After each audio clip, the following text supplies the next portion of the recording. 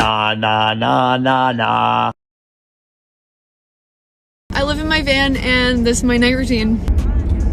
I just got to my camping spot. I go over a couple safety precautions, which I can go over in another video if you guys are interested, and then window covered. The van is disgusting right now. I have to clean it. I have to. After cleaning up that mess, I decided to watch some TV and I made some dinner. If you live in your vehicle, you know that Mr. Noodles is actually a food group, so that's what I have for dinner. As per usual, I then wash my face in my tap, which is actually this big blue jug that I carry around. I brush my teeth.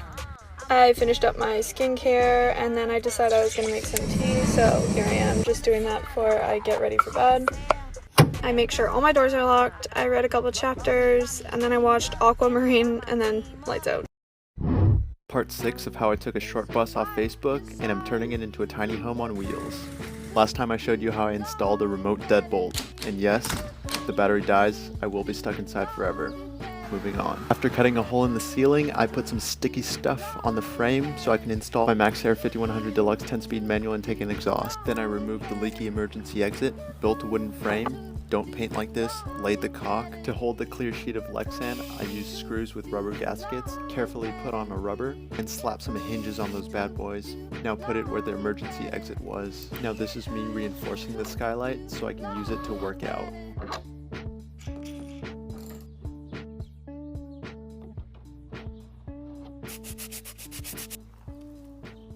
Next episodes, I'll be erecting walls, making a kitchen, ejector seats, poop chutes, etc.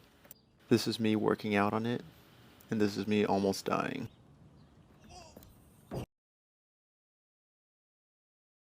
I bought an old bus to turn into a tiny home during quarantine. First, I had to shave my head to look sexy. Next, I had to remove all the seats from the bus. I had to remove all the bolts and some I needed to chop. Bye! Rising grind, baby. Bye. Bye.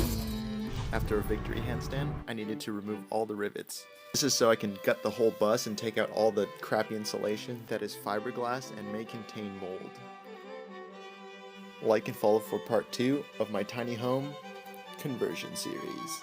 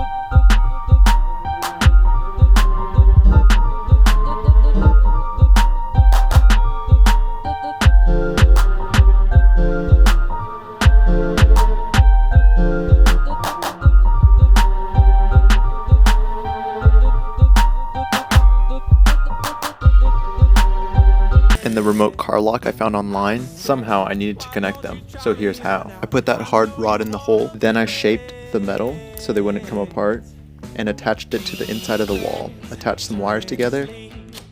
Now I have a deadbolt you can only unlock if you have the remote. I also installed the same thing on my driver's side door. Next episode I'll show you how I installed a fan and a skylight and how to do the Renegade. Just kidding about the Renegade. Found the shorty on Facebook, slid into the DMs, took shorty home the next day. This is part 6.5 of how I'm turning the shorty into a tiny home. After doing a little dance and installing the fan and making a skylight from scratch, I then watered my bus and found out my windows were leaking. So I ripped them out, cleaned them, put them back in, and laid the caulk. Then I stuck kill mat everywhere to reduce the sound and dampen the vibrations. This is a before and after.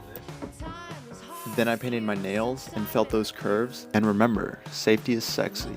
Naturally, I had to look fresh with my thrift store rings. After I put up all the wood ceiling supports, I needed to fill some holes. And I used this trick I saw on TikTok. Now all you need to do is fill it with ramen and sand to perfection. I also put a doorknob and automatic lock on the back door. Also, I just made a YouTube channel because the world is our oyster and I want to show you my oyster. Thank you to all the people who have subscribed already. I will be posting this week talking about living as a travel photographer, rock climbing, and bus build part 7. Me and my people be rolling. Dreaming on you and your homies. Me and my people be rolling.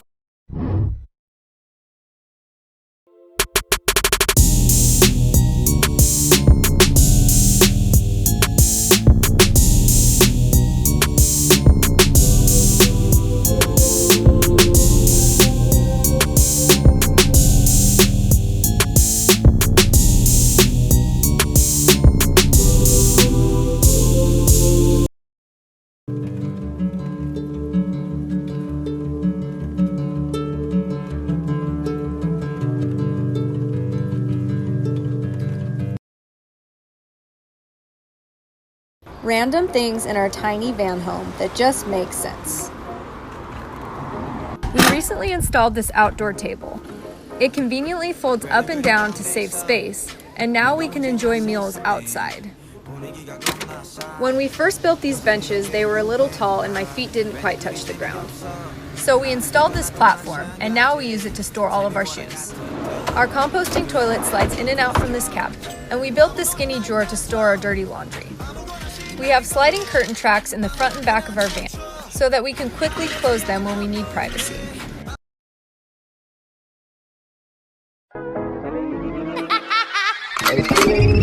Damn. Like I should.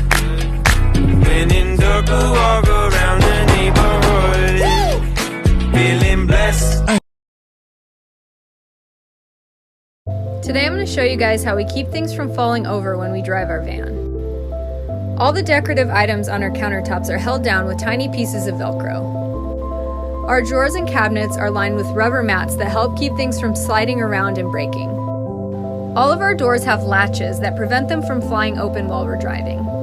We keep most things in bins and dividers to keep everything organized. Our water filter is held in place with a buckle, and we built these custom shelves to keep all of our plants secure and in place. Even when going down the steepest driveway, nothing moves.